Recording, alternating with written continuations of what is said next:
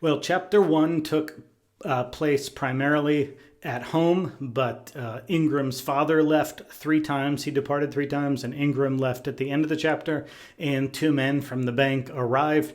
Other than that, the action took place at home. Now, chapter 2, the action takes place entirely on the road, and 13 things are mentioned in chapter 2 as Ingram goes on his road trip after his mother forces him to leave home. The first place he stops, we come to find out, is a restaurant, and he sees a family there, and he knows what a family is because one time his mom's sister came to the house, and she had something called a daughter, a little girl, and he'll always remember that little girl, and so he knows a little girl when he sees it, and he knows what a mom and dad are, and so he sees this family at the restaurant. He doesn't know what a restaurant is, but he identifies these people as a family. So Ingram has the intellectual capacity to know a family when he sees one.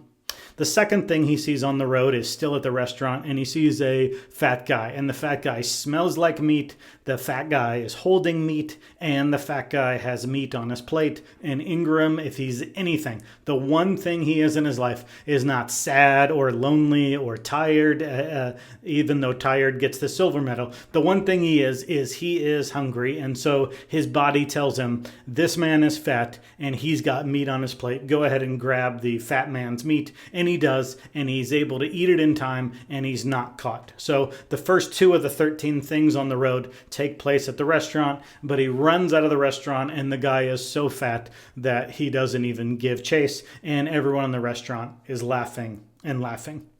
Then Ingram heads out on the road, again, away from town, away from home, on what I picture as a 2-lane highway. And the third thing happens, and that is he hears and sees sound and sight of trucks going by, and it reminds him of a truck that once came to his house. And it was nefarious reasons. The truck came in the middle of the night in order to steal their pig, and their father defended their house, defended the pig, saved the pig, and then the next morning Ingram overheard his dad telling his mom that stealing could get you killed. And so the truck reminds him of the life that used to be and how his dad was once courageous and strong and defended their family against robbers and pigs. Fourth thing that happens is Ingram has such a limited life experience that he's walking in the road, and everyone's honking and yelling and screeching their brakes toward him, and he's such a country bumpkin. He is so raised by wolves, or not raised by anyone, so neglected that he doesn't even know how to navigate walking near a road rather than on the road. Number 5, he gets so tired on this walk that he ends up walking in mud, and then he is in the road, and then a car comes, and so he jumps off the road to avoid being hit by the car, and he can see that he's laying face down in mud, but now it's complete and utter darkness, and he falls asleep outside in the mud, only awaking to a sun and a strange sensation, and the strange sensation are bugs coming out of his mouth. And so the narrator says that this sort of almost third-person-ish narrator says, well, one thing that's bad is a bug going in your mouth, but what's worse is a bug coming out of your mouth, because you know the bug has already done all the business that the bug intended to do. So he wakes up in really bad conditions, sleeping in mud by a highway with bugs coming out of his mouth. Then the 6th thing that happens is he begins to reflect and remember on the things that happened just yesterday, how just yesterday he was at home and his mom told him to leave, and he has vivid memories of just what happened a day ago and how different his life is already. He woke up yesterday morning.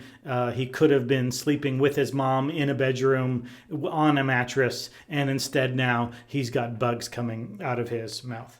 He doesn't want to think about how hungry and tired he is, so the 7th thing that happens is he tries to distract himself by thinking of this little girl that he once saw. We can call her a cousin, although we just know that the woman called herself the sister of his mom. We don't know if that's a literal family relationship or not. So he tries to think about how beautiful and clean and tender and what a picture of innocence and beauty, and how she was carried by her mom. And so that must mean something when an adult carries you, that they're trying to protect you from filth. They're trying to protect your little feetsies from getting dirty. So that must be some sign of love that I don't have, but that she does have. And then she thinks of her aunt and how he once looked at his aunt and his mother, and this leads us to believe that they are literally sisters, but I'm not sure, as I've only read 3 chapters. And he looked at their eyeballs and how similar they were, although his aunt had an optimistic upward tick of her eyeballs, and his mother had a downward look of despair of her eyeballs. And of course, his aunt is religious and says God is watching over us even in these hard years. And Ingram's mom says, well, he's not really watching this part of the world because we're living in absolute squalor. Number 8, he goes on something he's never seen before, which is a bridge, and walks himself right into traffic because there's no shoulder on the bridge, and he doesn't know that, so he doesn't know what to do, and he does the unthinkable, which is to go backwards in order to navigate his way and not get killed on that bridge. Number 9, he remembers one of his coping mechanisms, and that is to laugh. So he starts to laugh at himself because he's listening to his feet. It's almost as we're personifying feet, and the feet are saying, turn around, you're going to get us killed. And he thinks it's funny that he's listening to his feet as if they're a detached entity from his brain. And then immediately he remembers that he's not allowed to laugh out loud. And so any laughing could catch attention and beating from his father, and his mom could get beat. And so keeping laughter to himself. So it's a good coping mechanism to laugh,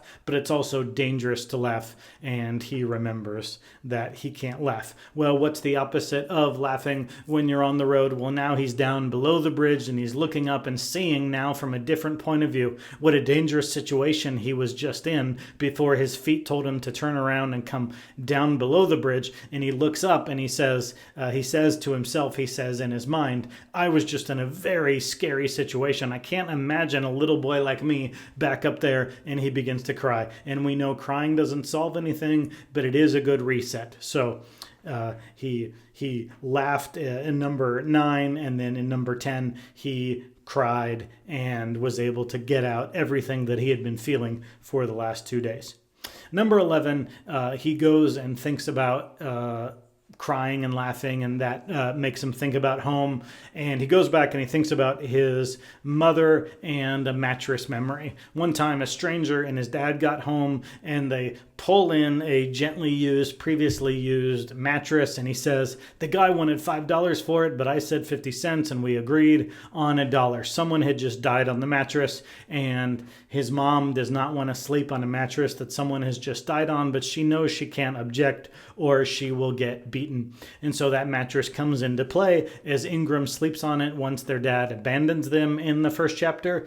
And the only time he leaves it is when his mother is crying in such a disturbing way that he runs back out into the shed, which is a memory of that I wasn't even allowed at one point in my house. I had to go sleep in the shed. That's how neglectful / abusive his father was.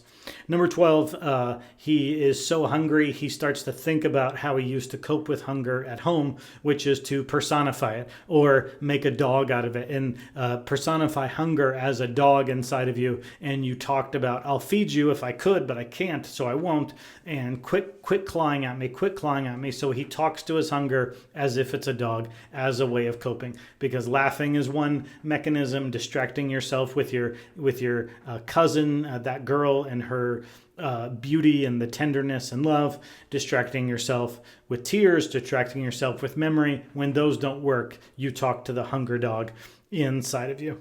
And then finally, number 13, it's dark and he's under the bridge and he feels a tarp, and that tarp reminds him of his father and how his father used to take care of stuff. One time, a tree fell on their kitchen roof, and temporarily his dad put a tarp, and then after that, he removed the tarp and used wood to repair. And that reminds him that his dad wasn't always like this. There was some turning point, there was some breaking point, and it's really bad out there. His dad once said, people are really suffering out there.